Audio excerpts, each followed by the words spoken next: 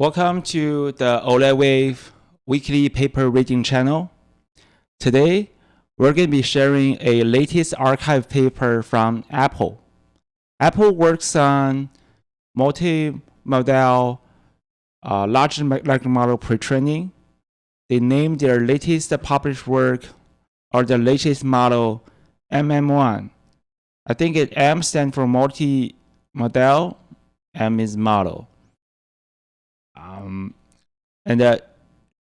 In this paper, different than a lot of the technical reports, which does not talk about the model architecture or the data they're using, Apple people disclose all this information. And besides that, they also talk about the reason behind their choice of this data and the model, and also share lots of details about their experiments with us. Let's see what they do. So generally speaking, what they are accomplished was a SOTA model for doing vision and the language input into their so-called large model, and the model can perform few shots learning and even zero-shot learning. And their model size, the largest size they have is 30 billion parameters, but they also extend that to mixture of expert model. We have a paper reading on mixture of expert model, MOE. The MOE model is 64 billion parameters.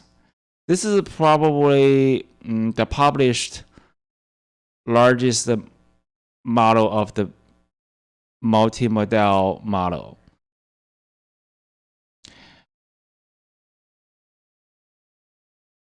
And in the introduction, they talk about the importance or the evolvement of the vision language model. And then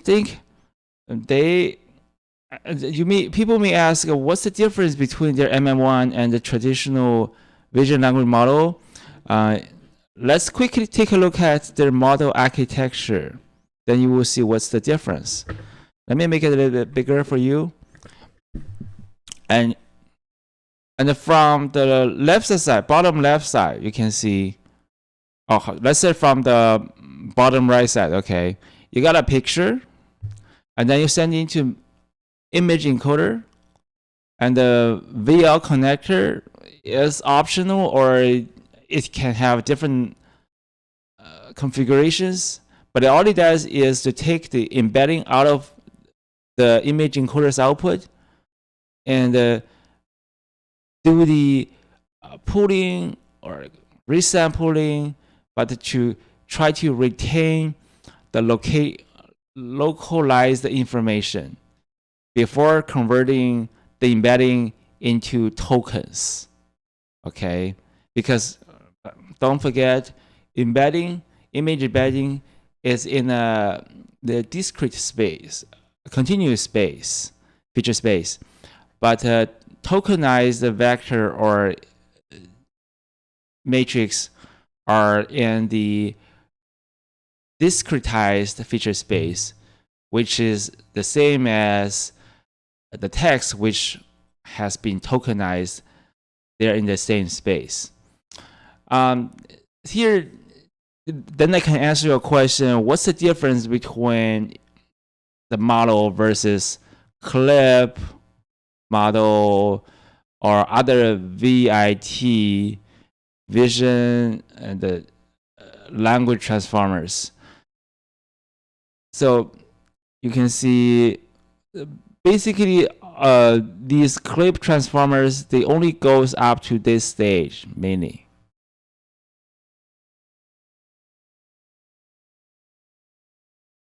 The benefit or the advance of their multimodal model is that they hook up a extra large language model on top of these language tokens and the image tokens. So in this way, they can try to leverage the powerfulness of the textual large language models and see whether the vision-based task or vision QA task can benefit from the text-only large language models. Okay. You may wonder, okay, because they have a vision and language, what type of data they are using? Okay. In this paper, they're trying to leverage 4 types of data. First is text only. Second is called image plus text. They also call this caption, image with caption. And they also use the interleaved data. So what is interleaved data? Take this paper, for example, this archive paper, for example. This is the figure 3, but it has also text above it and text below it. This is called interleaved image and text data. And a lot of time, there are less amount of images in the data compared to there are less amount of images compared to the text tokens, okay? Because the text is usually very long. This is an article. And also they have synthetic data, okay? And these in their work, they play with the ratios of mixing those 4 types of data, and what their laws are. I think it's mainly very common laws. I think. What's that loss? CE loss, right? Yeah, this is what they're talking about. You see, image encoder, vision language connector. For those of you who are interested in this connector, I highly recommend you to read this paper. Let me quickly go to it. It's very easy to understand, but that's not the focus of our paper today. Let me see. Let me quickly show you what the paper is about. Yes, this is some researchers in Korea. They invented something called, they published something called honeybee. So they are all about how to convert the image embeddings, which is in the continuous feature space, into a discrete feature space, which is token space. But their paper, they're claiming that they can, when they need to downsample, upsample, or resample, their projector for doing this can keep the locality information. That's all they do. I finished explaining the vision to language connector. Yes. And I'm talking about, I talked about the pre-trained data and talk about the large language model they hooked up onto. Now I think it's time for me to go into the first 3.2 section, model architecture ablations. What do they hear? You see the architecture-wise, this is only about the image encoder, not about the whole system. Let me show you again where's the image encoder. This only this thing here, okay? They're not talking about the whole system of VL connector, just the encoder. Because in their work, they are not fixing the vision encoder. They are training, I think, they're not training a large language model from scratches, but they're, in my understanding, they're training the image encoder from scratches using these type of DFN2B or DFN5B plus or without synthetic data. And they are also taking image of different resolutions. And then once they have different configurations, they also played with different losses. They either use the reconstruction loss or contrastive loss. And in terms of model architecture, basically they are all vision transformers, right? And the L means small size, H means big size, more parameters.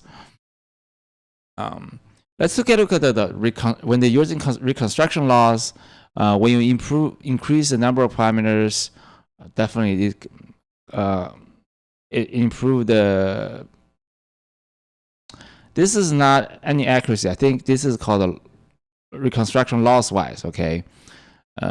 Doesn't mean, how to say that? You won't be able to attach to some physical meaning of this. Question from Art. What does down up sample mean this? Oh, okay. Thank you. So this is about image resolution, okay? Because if you look at the data stage, the image encoder can take image of different sizes in it, in my understanding. And then the vision connector, they're doing pooling. But you can see after pooling, if you do simple pooling, you would see that, okay, for this big picture, I got lots of tokens, right? But for smaller picture, I got less amount of tokens. So this is, for your large language model, it doesn't like a variated input number of tokens. So this is why you have to do either upsampling or downsampling of the image size to make sure that after you pass everything through the VL connector, you got the same amount of tokens that will be got input into the large language models. Okay. Where was I? Okay. And then they compare the contrastive loss, and they are saying that, you can see this. Generally speaking, either zero shot or few shot learning, the contrastive loss based loss usually get better results than reconstruction. That's confirming our understanding. And they're saying that if you're using image with better resolution, aka bigger resolutions, you can get better results. Here, I'm going to show you how to read those ablation study results. You can see, let me write it down here. This is 224, image resolution 224, and this is 336. Let me change another pen, color pen. And you can see for these two settings, everything, sorry, it's not. Because I think the author didn't do every experiment, but they only do certain of them. You can see for these two row, this is using clip loss, clip model, contrastive loss. The only thing different is they're using the synthetic data. Okay, that's the only difference. See, VCAP means synthetic data. They got no improvement on zero shot and a little bit improvement for the few shot. Okay, that's how you read these things.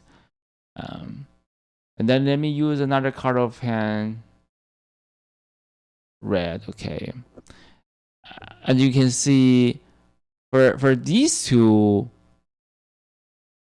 lines or rows, everything else is the same. They're using the synthetic data plus the real data. The image resolution is the same. Only the model architecture wise, this is a smaller model and this is a bigger model. And you see the increase of the size of a model doesn't give them much gain, although it improved a little bit. Okay. And the other ablation was the size of their image resolution. What I can see is, yes, let me use yellow. Okay. How do I change the color? Okay, it's a purple one. I think it's these two. Okay, this one and these two rows. This is why I'm here to help you to understand your ablation study. So they see the data they use the same, the model size are the same, they are both low, but the only thing different is the 224 resolution here and the 336 resolution here. And you can see this gives them the biggest amount of relative gain. You see this is almost a 3%. You see other result, you never get 3% of gain. Okay, And also you compare. Let me use another pen, color pen. About green, okay. And then when you move to bigger model, everybody likes big model, okay. If you're doing the papers, and these two lines, okay. And everything else is the same. They both use the real plus synthetic data. The model size is high or big. And the only thing different is this and this, right? And you can see they also perceive the big gain, although the number right now is a bit higher, right? So this is why they're saying that, okay, if you want to get a good, see this. If you want to get a good encoder for your for your multimodal large language model, you should always use higher images with higher resolution. But compared to that resolution issue, model size and the training data composition is not that important. Okay. And then they're talking about vision language connector. I have to say that you can definitely look into the number they're showing here, but I do not prefer their way of showing everything this way. I personally prefer the table. You got able to see the number. The number is bigger, but here it's hard to see, and everything is very close. And there are some counterintuitive results. Why you increase something, why something even dropped, right? But the lesson actually they learn. How do you say this? So this is why they're saying that. Let's see first their conclusion. Okay, the lesson they learned on the VL connector was that the number of visual token and image resolution matter most. Okay, why is matter most?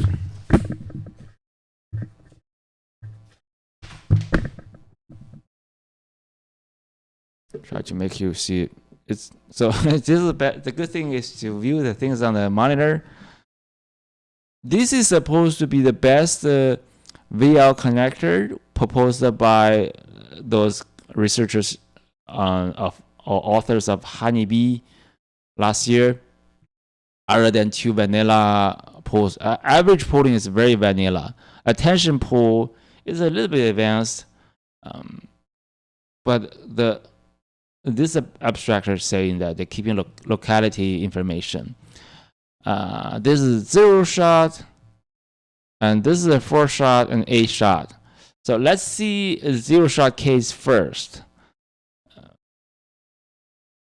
First of all, you can see for different resolutions, okay? For different resolutions, they end up with different tokens.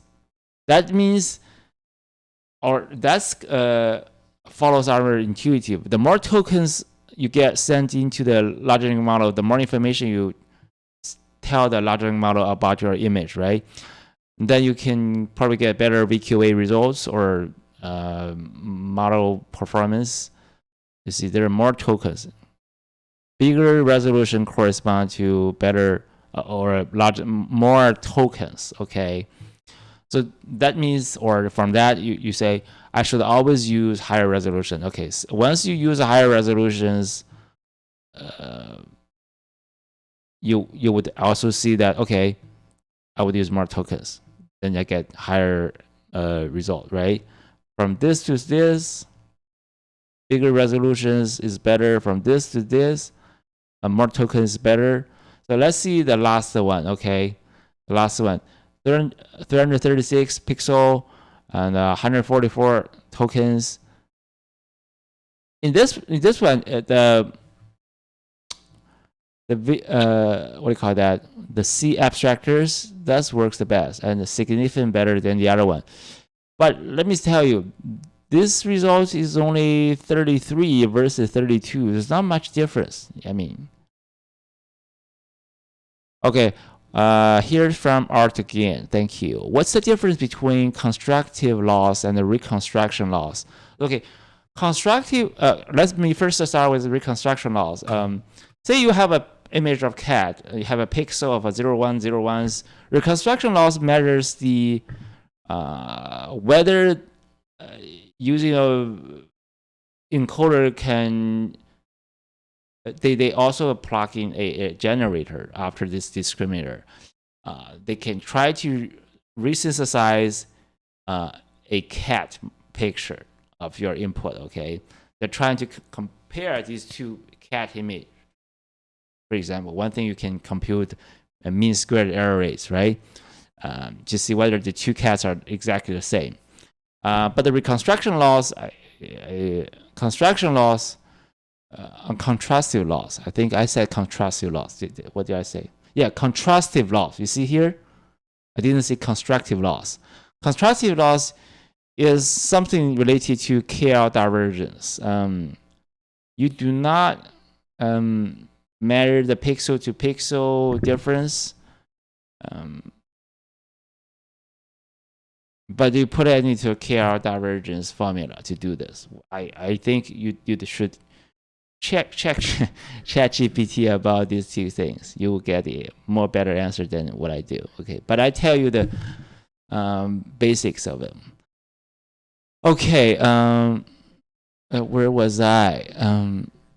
Then they move on to few shots learning. Then the result gets really fuzzy, and you can see definitely getting better, bigger pixel gets better results, and even when your number of shots gets bigger, it seems that getting more tokens doesn't give you much gain. You see this? Of course, this is the best result, but when you increase the amount of tokens, you do not get much gain. And the more important thing is that the author didn't explain why, but it's interesting to me that this is the best setting, right, for 4-shot learning, and this is for 8 shots learning. These are the best configurations. And then you see the C abstractor, which was working the best, is not working the best in this case. It's actually going down. See what I'm saying? And also for this one, it's going down from there to here, right? Or say, how do I say this? In this case, attention pool is the best method. And this one, average pooling is the best method. But anyway, I do think there's a way to explore, more things to explore. I think this is probably the reason that the author didn't try to get into that, just demonstrating the ideas of what they have or the results they have. You may wonder what is average pooling, attention pooling? Please ask a ChatGPT. Pooling methods, tons of pooling methods in the computer vision. Pre-trained data ablation. I think I mentioned this. There are 4 types of data. Data lesson. Okay. They have 4 data lessons. I will try to see if I can illustrate them to you, because it even took me some time to get what they mean from their fuzzy text. I don't think it's written in a good care. I think they probably rushed this archive paper in 2 days. That's okay. At least they want to share their result with us.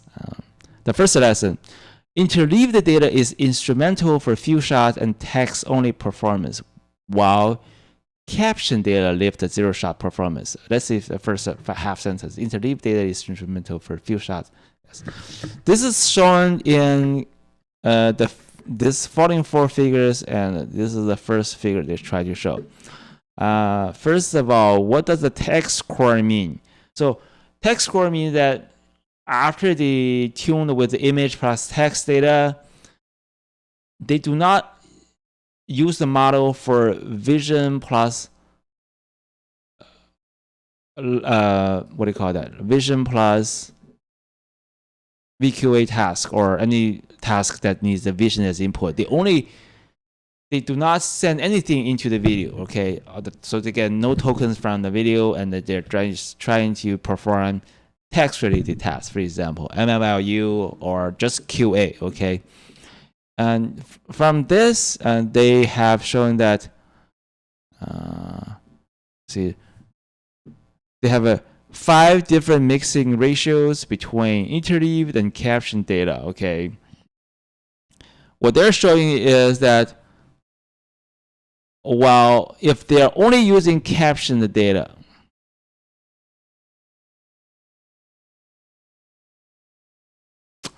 I want to see what they actually think that this is.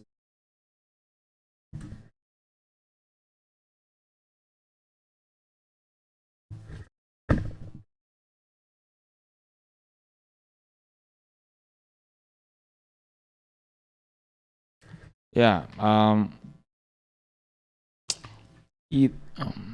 just really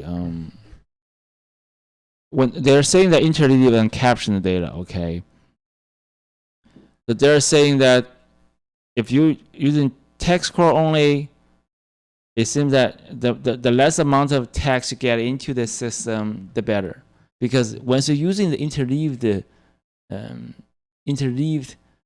data, you got more text than image that got into the system, right? But if you're using caption data, because caption usually has short amount of text, then this way they get less amount of text into the system, and then they get better results. So it seems to me that their fine tuning is hurting a text core task actually, and it's for the zero shot case, it's reverse. If you put, okay, for this one, did I say something? Okay, but let me say it again. Okay, if you're using just a caption data, image data to train the model, you get the best result. But in the zero shot case, everything is reversed. When you're using the interleaved data, you get the best result for the vision and the text task. But this one, you have, for example, to do the VQA, for example, okay? And then I think in this case, that makes sense because this one evolves with vision or image. The interleaved data, they provides better, in my understanding, provide better data for modeling the relationship between the image and the text. And probably it's also because their VQA tasks may more or lean to the VQA basis things. This is why I want to mention that these numbers are all average numbers across all 8 tasks. It doesn't show up either one single task or not. I do think they should put, because they run 8 tasks. I want to see the numbers of the model's performance on each individual tasks. And of course, there are these numbers, the average numbers. For 4 shots and the 8 shot, that means when they're doing proper mixing, okay, for example, in both cases, the 50-50 mixing get their best result. See? Few shots learning.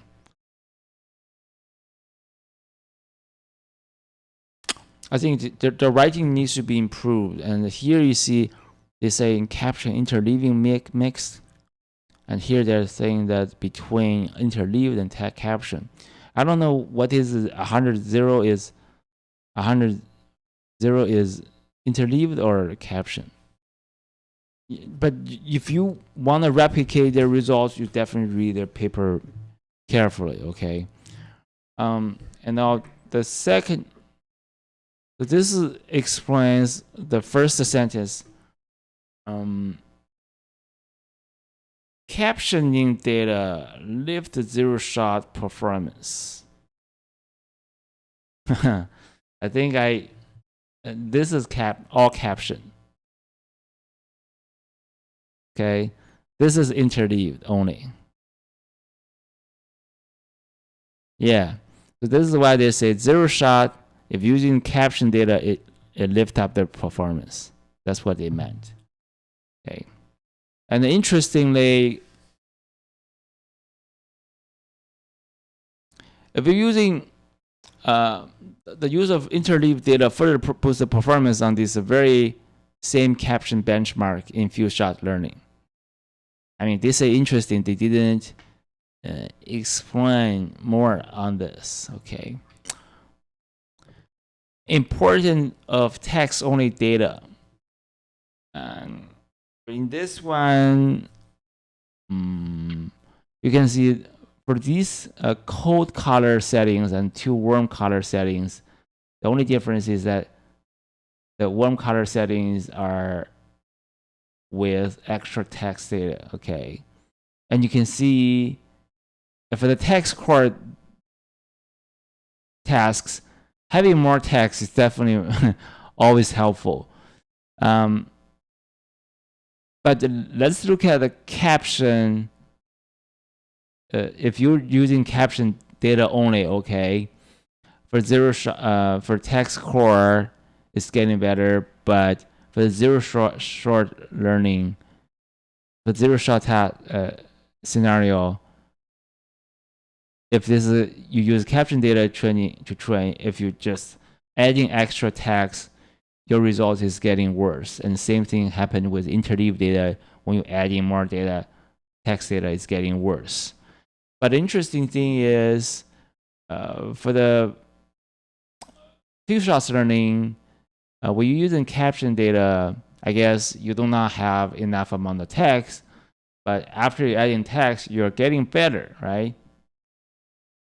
But if it's interleaved data, my guess is probably they have enough amounts of image plus text. When you're adding more text, you're getting worse. So the lesson they learned is text-only data help with the few shot and text-only performance. Okay, that's what they talked about. Lesson 3, carefully mix of image and text data can yield optimal multimodal performance and retain strong text performance. Well, that's complying with our intuitive, right? You have every time you have to tune everything. But this one, you see, they're saying that if you have, for example, caption, suppose this is a caption, interleaved, and the text. They mentioned the 3 categories ratio should be 5-5-1 to get best result, which is I think is correspond to this one. But if I look at this figure, it's not always the case, right? For this 8 shot, it does get the best result, but for the 4th shot, this one get the best result. Only image result get best. But I think this is highly dependent on the test set and the data they use. This is my feeling. And also, they're talking about whether they should use synthetic data. The VCAP is, according to the reference, these are high quality synthetic data. For the few shots learning, it's getting better, but for zero shot learning, it's getting worse. But for test core only, they didn't explain why it gets slightly better by putting image data into the model, train them, and do only text tasks. Why the number changed? Okay.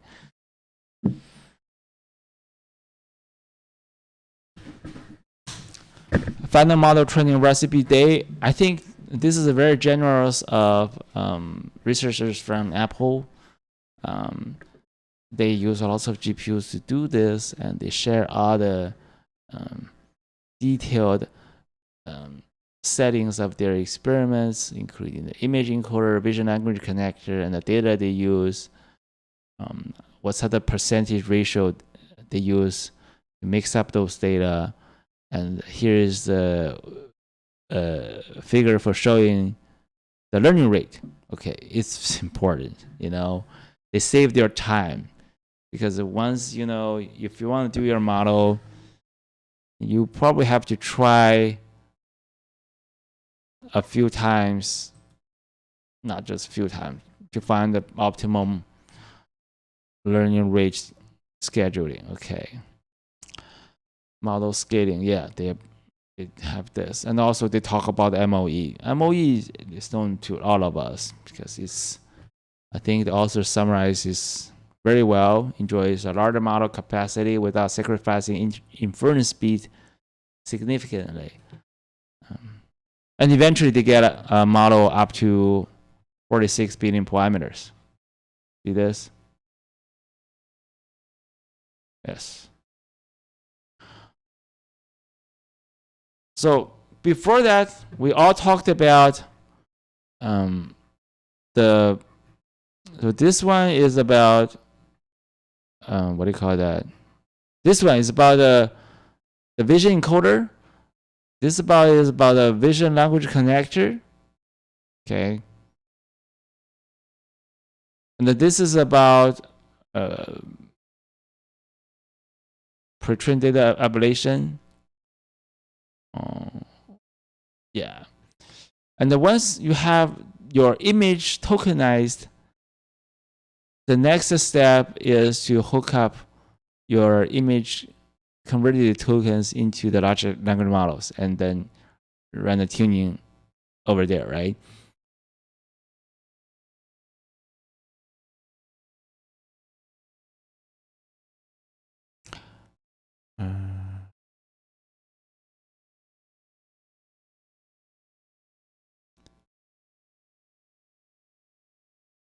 It's I'm a bit. Oh, does that? Where's the SFT part? I think I want to go with the SFT part first.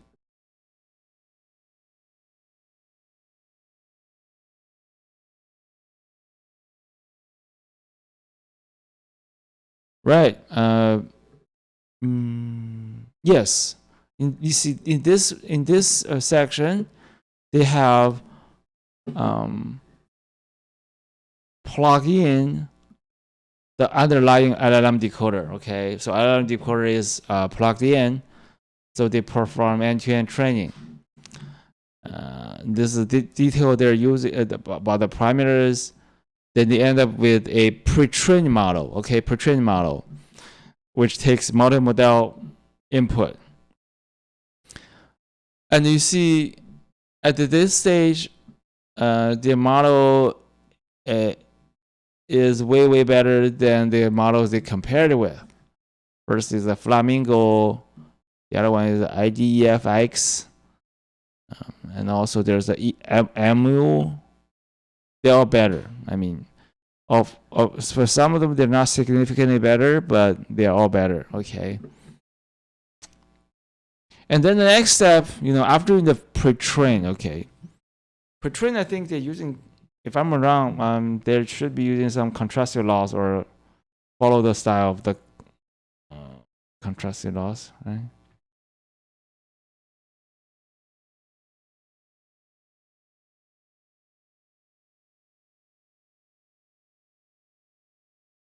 No, they're not using contrastive laws. They should just a CE laws because everything is tokenized. You just try to predict the next token, which is a text token, and you just how do you say this? All you have to do is just compute the CE cross entropy loss. Okay, this is pre-training, is unsupervised. But then you can still also do the supervised fine tuning. Okay, how do you do this? First of all, you have to mix the data for fine tuning. Then you have to follow the Lava 1.5 or under this.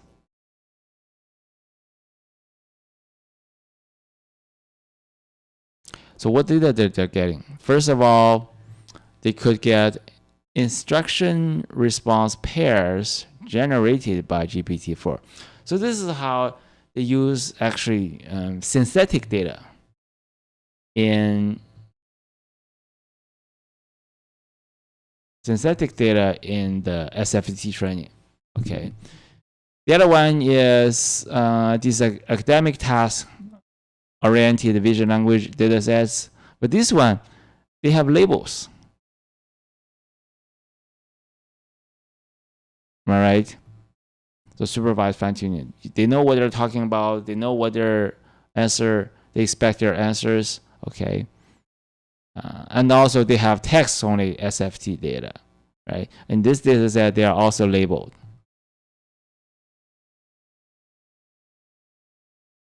Okay.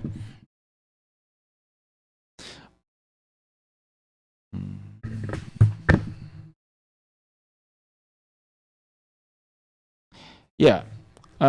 Anyhow, because this, of course, some people may say, this is synthetic data, can you get better result? But don't forget, these synthetic data are generated from GPT-4 and GPT-4V, right? So GPT-4V might be way bigger than this model. This model is only 30 billion parameters. I think lots of people are saying that GPT-4V might be more than 1,000 billion parameters. I don't know how big it is, right? Way bigger than the 30 billion parameters. So bigger model can, this is like in the framework of a teacher-student learning, or using bigger model to teach smarter model, things like this. So I think it makes sense to synthesize data like this. And also, they're using academic data sets and also text-only SFT data. Those data are all labeled. Labels are checked by human beings, which means that you can introduce more information into your model, so your model can get better.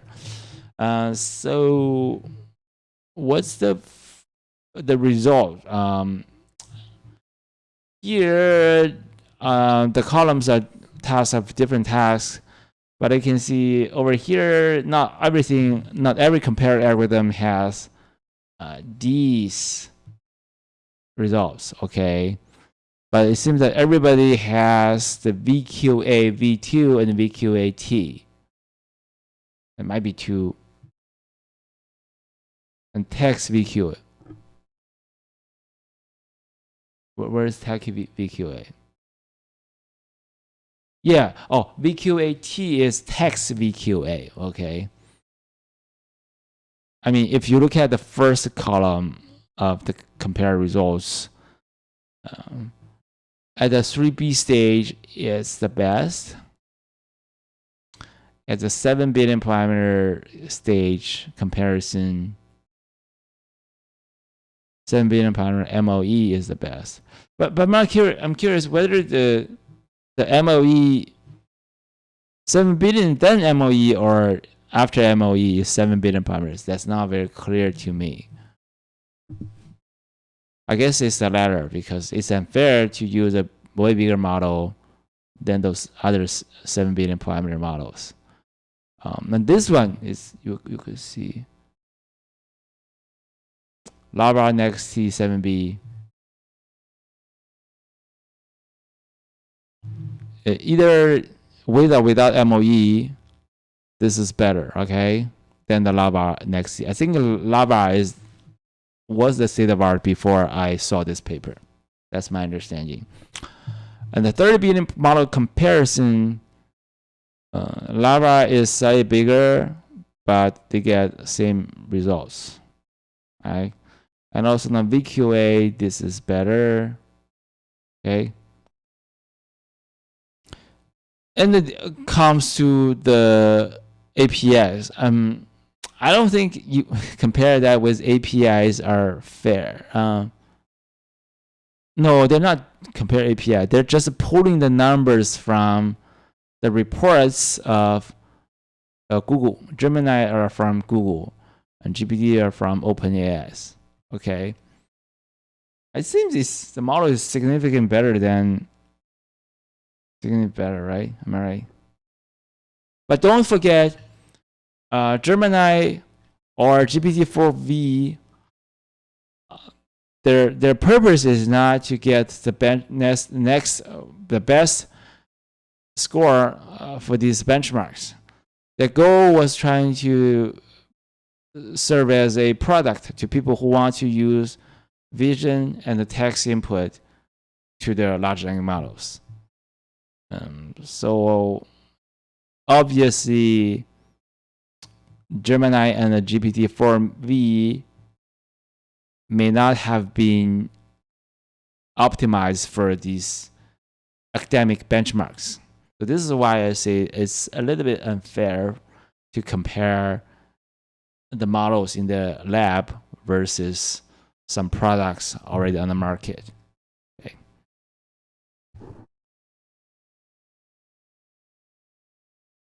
Yeah, those are trivial things.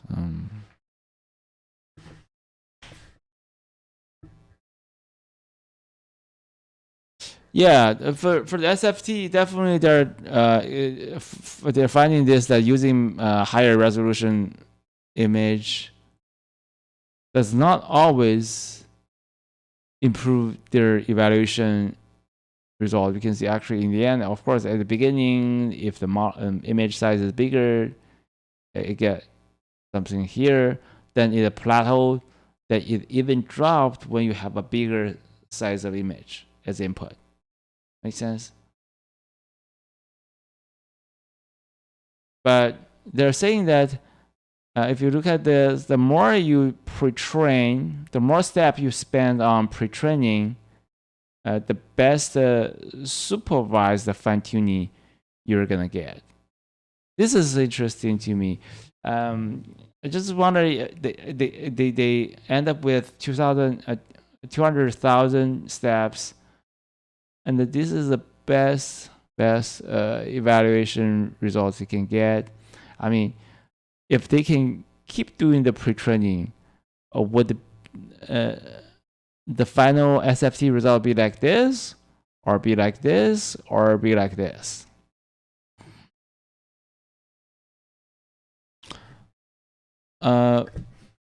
They also mentioned that the few shot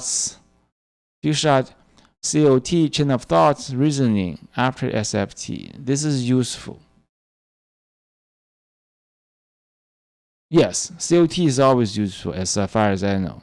That's known to us. Whether the lessons you learn from the pre-training or unsupervised learning can be transferred to supervised fine-tuning for the vision plus text LLM.